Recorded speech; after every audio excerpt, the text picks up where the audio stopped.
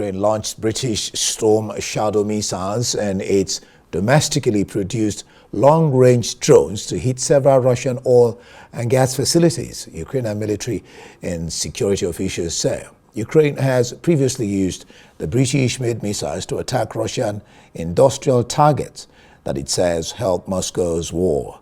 The Ukrainian General Staff says that the Air Force used Storm Shadow cruise missiles to strike the Novoshakhtinsk oil refinery in Russia's Rostov region. Ukraine's food exports have already been harmed by intensified Russian attacks on ports this month, which could lead to a significant drop in trade despite efforts to divert shipments to rail, a Ukrainian farmers' union says. Ukraine is one of the world's biggest exporters of wheat and corn and the #1 exporter of sunflower oil. A de facto Russian blockade early in the year, in the near 4-year-old war, worsened a global food shortage. Most Ukrainian food exports have resumed since 2023, but this month has seen a surge in near-daily Russian attacks with drones and missiles on ports in the Odessa region, reducing export capacity. As a result, the UAC union says some wheat exporters had already defaulted on contracts to deliver shipments this month. Well, according to UAC estimates, at least one of the 3 key export ports is either idle or operating at 20% of its capacity.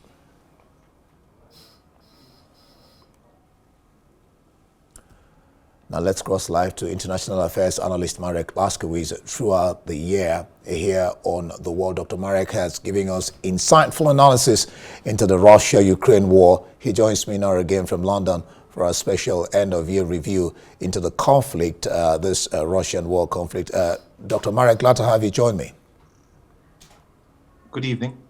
Now I'm going to be taking you right back to when all this began. Let's just do a historic, review of what has transpired. Before we get into February 24, 2022, which was the year that Russia invaded Ukraine, talk about Russia annexing Crimea, a predominantly ethnic Russian population. There was outrage, but nothing concrete was ever done, either by the UN or Europe, that made noise about it, which of course apparently encouraged Putin.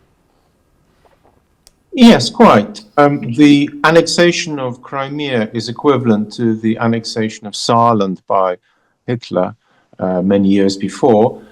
In the sense it was bloodless, it was done, the West did nothing, and therefore Putin felt emboldened to carry out the next step.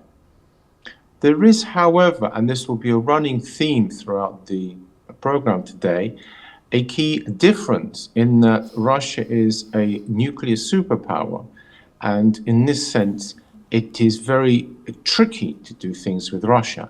However, the key point is the West did nothing. It did say something. It did introduce some sanctions, so it's not an entire zero, but close on. So yes, that was the first stage. Putin went on to have successes elsewhere, of course, in Syria, for example, and he has had before that successes in Georgia. So this was, however, right on home soil, so very important for him. And then, of course, came February 2021 when Putin rejected Ukraine being admitted into NATO. Biden said no, that he has to join, Ukraine has to join NATO. Putin then drafts Russian soldiers to the border. Speak to this and the breakaway of Donetsk and Luhansk, which Putin then recognized as independent states. Yes, those are indeed the political niceties of this. The key point of it is this. NATO had a fundamental problem in admitting Ukraine in that its frontiers were in dispute. What the Ukrainian presidents could have done is simply, so to speak, thrown away the bits which were in dispute, whereupon there would be no legal problem in entering NATO. But for obvious reasons, they did not want to do this. And instead, the dispute rumbled on. Biden, as you rightly say, did not let him come into NATO, but also for this legal reason as well. And therefore, Putin now gathered up his forces for the assault. It should be borne in mind that it was the withdrawal from Afghanistan, which was as much a trigger as well as anything else, because it showed the USA was a weak nation, rather like the withdrawal from Vietnam, indeed almost exactly the same with the choppers in the skies, leaving people on building tops and so on. And with this, after, incidentally, Saigon, Brezhnev's Russia was, according to many people, ahead of Carter's America. And likewise here, it would appear there was a similarity, hence the invasion by Putin.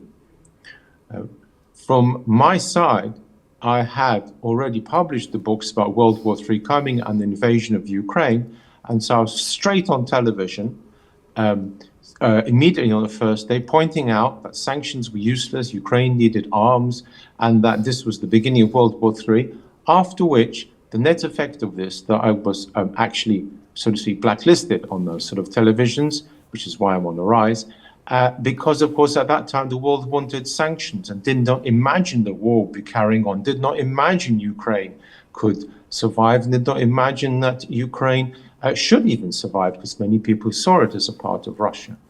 So that was the run-up. Then entered, as you rightly say, Russia into Ukraine for not just, of course, Donetsk and Luhansk, but also to do a land bridge to Crimea, which was an avowed aim. But actually, right from at the very, very start, it was to conquer Ukraine entirely. That was the goal. And then, of course, when he invaded Ukraine in February 24, 2022, Zelensky then declared martial law, broke diplomatic ties with Russia.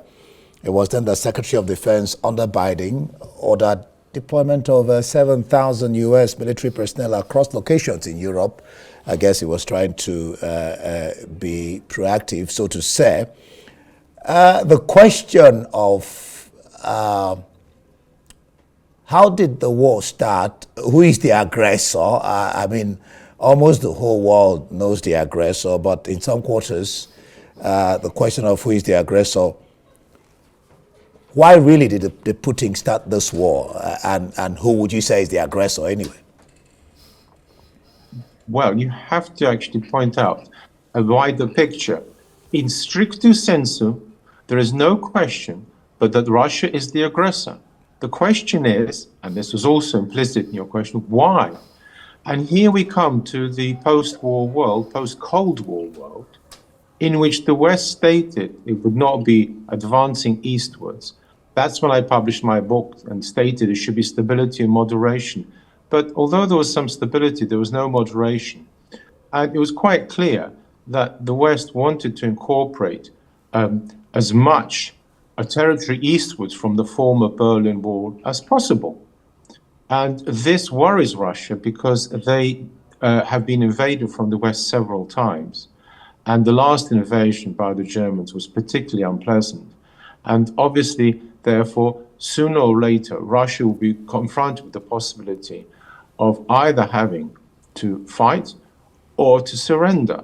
And that was what was going on in Putin's mind. Moreover, there is a second aspect to this, that Ukraine is not actually seen as an independent nation by everyone, in particular not by the Russians, who see it as the start of all, if we call it Rus as opposed to Russia, because the original leaders of Ukraine, like Rurik, were as much founders in their way of Moscow as of Kiev. And so this is a further complication. The net effect of this is, owing to the fact that he doesn't see Ukraine as an independent nation, owing to the fact he's worried by the eastward advancement, he decides to invade Ukraine. Was there an alternative? Well, possibly. But then we come back to the business how Crimea was handled. There was no actual dialogue. It was the worst of all worlds in some way. There were sanctions, but no real attempt to resolve any issues. And this territorial border area of Luhansk and Donbass was not actually ever resolved. No one has sat down and talked about it. And so there was, in a sense, war only left. However, and please note, Clausewitz, who is the key military philosopher for the Russians, there's war is diplomacy by other means, hence the invasion. So it's not clear who's the aggressor. But it is a complicated situation which could have been avoided had the West gone for, as I stated, stability and moderation. All right.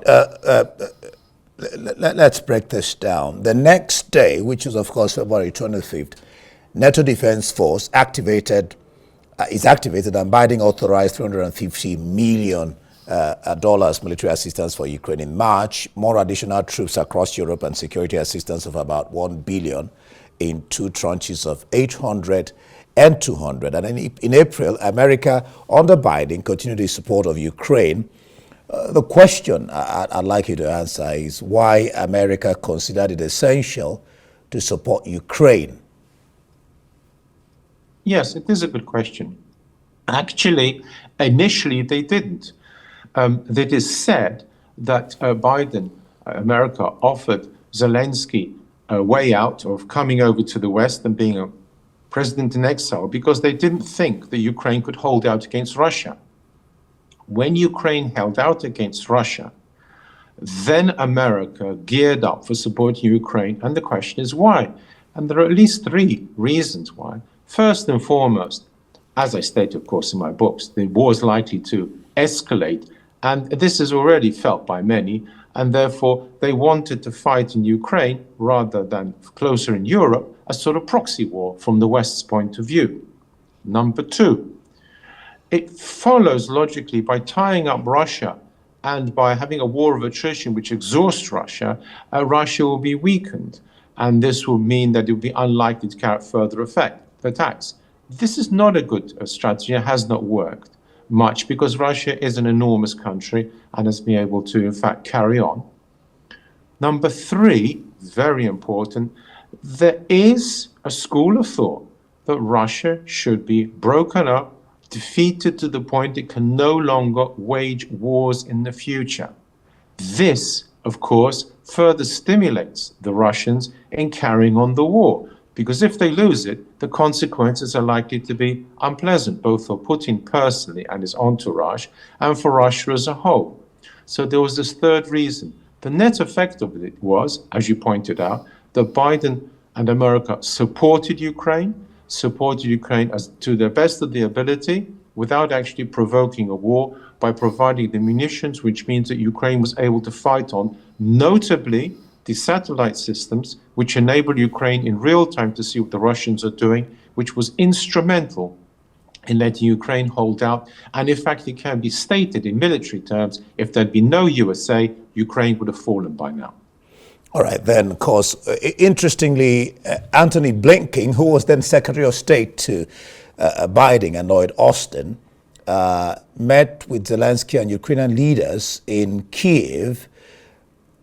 Why was this meeting again necessary? On May 9th, maybe you add this to that, Congress passes the Ukraine Democracy Defense Lend-Lease Act of 2022, which was signed by President Biden then. The first question, why was that visit necessary? And second one, how did this help Ukraine and other allies, the signing of that Ukraine Democracy Defense Lead-Lease Act? There are three aspects to this. First and foremost, very important, is the actual visit itself in Kiev, which showed that America was physically there without having any troops, but nonetheless there. Number two, the Lend-Lease Act is again an act of support, just general, but number three is very important. It means that it gives the president more or less unlimited funds to support Ukraine to the ability he feels necessary in order for the war, to bring the war to a successful conclusion. And this is, of course, equivalent to World War II, where for many years, up to 1941, when Germany declared war on America, America was supporting Britain, which could no longer, especially in 1940, pay, or 1941 especially, pay anymore. It had used up all its reserves, and had not America used a Lend-Lease Act, Great Britain would have fallen, just like Ukraine would have fallen without this Lend-Lease Act. Then, of course, interestingly, in September of that same year, Ukrainian forces pushed back. Russia called up reservists. In October, Russia annexes 4 regions, and U.S. slams sanctions. How did that sanction to what extent did it go to impact the war, either to the disadvantage of Russia, Putin, or advantage of Zelensky, Ukraine? Yeah, there are two aspects here. Russia called out reservists, which means there's no taking the war seriously. Actually, they didn't realize the West would help Ukraine and did not put it in their plans. And in general, they didn't succeed, of course, in their initial attack. And so, somewhat belatedly, they called up reservists and turned it into a real war. Had they done this at the start, had they done their planning correctly for the operation of attacking Ukraine at the very start, then this whole war would have been done and over a long time ago with Russia winning. But they failed. It's not actually surprising because Russia is not very efficient when it comes to planning and wins, in effect, by sheer quantity as opposed to quality of decisions or fighting or whatever. Wow.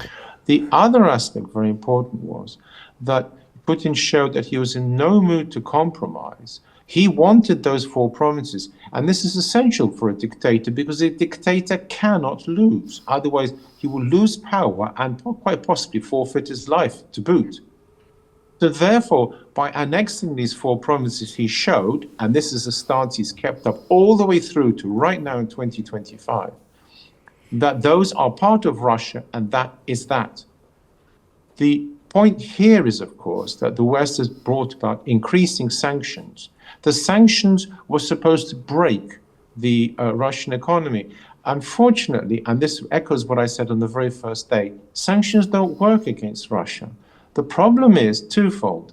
First and foremost, the Russians are quite used to hardship. They're not Americans who crack up when their electric can opener fails. These are people who are quite used to living off very sparse rations and everything so that the mother Russia, as they call it, wins. And number two, Russia has enormous raw material reserves, which made it could survive. And number three, it has semi-allies, all of which did the West didn't take into account, which of course is why sanctions failed, which is what I said in the first place, in the very first day of the war. What Ukraine needed was arms, and over the course of the first year of the war, it got ever better ones, and now is getting still better. I just listened to you now, and I was just smiling away the fact that Americans crack under little push or pain, but Russians have a thick skin. But then the point you made about the fact that Russia didn't miscalculate that the West were going to help Russia. I'm wondering, how could Putin have miscalculated that help could come from the West? Well, first and foremost, he thought he'd take Ukraine out in 2 days. And that was the initial plan. It was the failure of the military planning that led to this now apparent miscalculation, whereas his calculation would be quite right had he succeeded in conquering Ukraine. This is by no means a fault merely of dictators. Athens made the same problem when fighting the Peloponnesian War, and it was a military failure in Syracuse, which was the political problem, caused the political problem. Likewise here. Secondly, in terms of miscalculation, what he saw in 2014 was, if he acted and took out Crimea, the West would do nothing. I mean, a slap on the wrist with some sanctions, or rather, which in any case, many of the sanctions were broken and to some extent still are being broken. So it was quite clear the West wasn't going to do anything. And the third important one is USA had failed in Afghanistan. A bunch of people armed with a few rifles and missiles had managed to bring to the knees the huge so-called hyperpower, as France called USA. And USA had pulled out in ignominy from, I was going to say Saigon. Sorry, of course, it's Kabul, but it's the same thing. And therefore, he calculated the West would not be strong enough, wouldn't have the resolve to, and Ukraine wouldn't be around, hence the miscalculation. It's not actually so much a miscalculation as that things didn't work as he supposed. In other words, it may be seen as a blunder, but not a bungle. And then, of course, that supports your argument that as far as Russia is concerned, planning is not their strong point. We're going to be back in a bit, but when we come back, Zelensky, for the first time, visits the White House, the first time since Churchill that a foreign leader visits while his country was at war. And on that occasion, he addressed the Congress. And Biden, of course, had earlier approved $2 billion in military assistance, including the Patriot missiles, which, of course, helped Ukraine during the war. We'll be back and we'll discuss this. Marek, don't go away.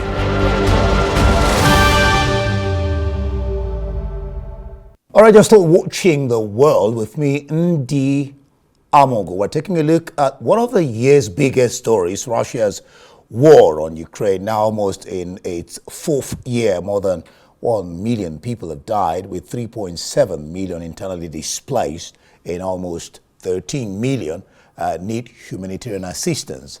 Here are we talked about the key dates and events in the long-running war. We'll just take that a little bit, and then we'll bring back Marek and continue the discussion. All right, let's bring in Marek. And then okay, Marek, glad to have you. We'll probably, let's just look at this and dive into the situation as it is today. The question that the first time a leader during wartime visited U.S. or a foreign country since Churchill, and of course the fact that Biden had earlier before then approved $2 billion in military assistance, including the Patriot missiles. How did those missiles indeed help the war? Well, they're just one part of the whole portfolio of weapons which the USA has supplied. The real-time satellite links, the missiles, general training as well as another aspect of the Ukrainians. They've received an awful lot of training for their soldiers. And so all of this amounts to a huge backup, technological backup, hardware backup for the Ukrainians, without which they could not have fought on. So there's no question of that. As to the visit by Zelensky, which you point out like Churchill, yes, indeed, this has had one interesting consequence. Zelensky is in no mood for compromise. He doesn't need compromise because he's got the West behind him. Russia, of course, does not want to compromise either, because Putin's future, his very life may be at stake, to make sure he wins to some degree. And this has meant that over the whole course of the war, starting from this visit, for example, that Zelensky made in many ways, the peace negotiations have got nowhere. And for example, when I did suggest on Polish radio that a compromise might be the solution, the only effect was to be blacklisted there, because everybody on the West wants to see Russia defeated, humiliated, smashed, even though that is unlikely to happen, and therefore the war is dragging on to this day, when the most recent peace proposals face precisely the same problems as they did because of, amongst other things, this visit by Zelensky to the White House and its sheer importance, which you have underlined. All right, then of course there was, Biden had to visit Kiev, $500 million assistance, and then the Wagner group came up. The leader, Yevgeny Prigozhin, was eventually killed. Then, of course, the fact that North Korea had to join the war in October, between October and November 2024. Then Trump wins, and then uncertainty about the direction of the war heightened. Let's start from there and dive into, of course, the 20-point framework, which it said that Kremlin is paying attention to. He did call Trump to share a Christmas message, and for the first time, I think Ukraine, they are celebrating Christmas in Ukraine. So talk about Trump's entrance and how it has affected the war. Don't forget the meeting between him, Vance, and that infamous meeting at the White House. Marek. Yeah, when Trump won, and in part the Ukrainian war is to do with this, because people got tired of him turning up that Zelensky is a super salesman, is what Trump called him, getting 50 billion in his bag to get back to Ukraine. And Trump also criticized his negotiating because he simply was coming out with unrealistic demands as far as Trump was concerned, and that therefore Trump thought that he could solve the war. And this infamous meeting, as you put it, was in fact no more than the start of this clash, whereby Zelensky came to realize he could no longer rely upon Biden's blind support with the aim of hammering Russia into the ground, but he had to tread more carefully, which is why the 20-point plan has some elements of compromise here and there, which would never have occurred under Biden's rule. To that extent, Trump is correct. He has brought over changes. However, it should be borne in mind, and there was the invasion, the micro-invasion of Russia, which you missed, but that was important because it showed that Ukraine can't easily win militarily with Russia. There was the whole business now of actually the peace plan coming initially from Russia. It was a 28-point plan. And now when we have this 20-point plan by Ukraine, it's hard to see where it's going to go anywhere, for the very simple reason is that he has offered nothing territorially, nothing except some sort of vague demilitarized zone, which, to be honest, is unlikely to meet in any shape or form what Russia wants. And this actually, despite Trump being in power, means that Zelensky believes he can carry on. And of course, that's where we are today. Isn't it interesting, really, that Kremlin says it is considering the 20-point plan, the framework, but then he continues to bombard Ukraine. But it's interesting for him to say, unless, like you always say, can Putin be trusted? Well, to be quite honest, this is all political doublespeak. All that really Russia has said is they're not prepared, they're not rejecting out of hand so as not to offend Trump, because Trump, as far as they can tell and we can tell, has played some part in these negotiations. So the 20-point plan cannot be simply rejected out of hand after a 5-minute peruse. Moreover, Russia actually always does that. The point about the Russians is they're very slow. In this world of nanoseconds, the Russians are a big, huge bear, moving slowly with things, as they've always done. That doesn't mean to say they fail. Witness World War II, give an example. But that means that they would, in any case, take some time to reply. They always do. They weigh their responses carefully. They have a committee of people to look at it. They, for example, in the SALT treaty negotiations went on for months and years because that's how you deal with the Russians. It's no easy thing. So therefore, I'm afraid that sentence doesn't mean anything. Hence, the continued bombardment of Ukraine to really show that Putin means what he says. Either he's going to win diplomatically with his 28-point plan or some version of it, or militarily, or he's going to win militarily. And that, of course, is the problem, because if it's the latter, or indeed the former, any sort of win for him, the war will escalate. All right. Well, it must be noted that, for the first time, Europe, NATO, and US seem to have come together to agree on the 20-point framework, whereas Russia talked about 28-point, and then Russia is considering it now. Where do we go from here? Well, it is indeed correct that you've stated that Europe and NATO and USA are, for once, singing from the same sheet as with Ukraine. But I don't think that's quite what's happening in one sense, because Trump has changed his, if you like, disdain for Europe and what it can do. And so he's actually, the important thing is that he's agreed with Zelensky some sort of plan. But the plan is by no means, how can I put it, a well worked through 20 points. The whole business of territory has been simply shied over with this idea of a demilitarized zone. And therefore, Putin is now probably framing his reply on the grounds that not enough has been stated here. There's talk of an international force subsequently to police the demilitarized zone, which is absolutely what Russia doesn't want. I would envisage that Trump, when he eventually gets back to Putin and deals with it, will come back with another version more akin to the 28-point plan. In other words, what I'm saying is America goes with whoever it's negotiating as part of this shuttle diplomacy. I think that's what they're trying to emulate, famously done by Dr. Kissinger during the Arab-Israeli wars. Therefore, it is not clear that anything much is going to come from this plan.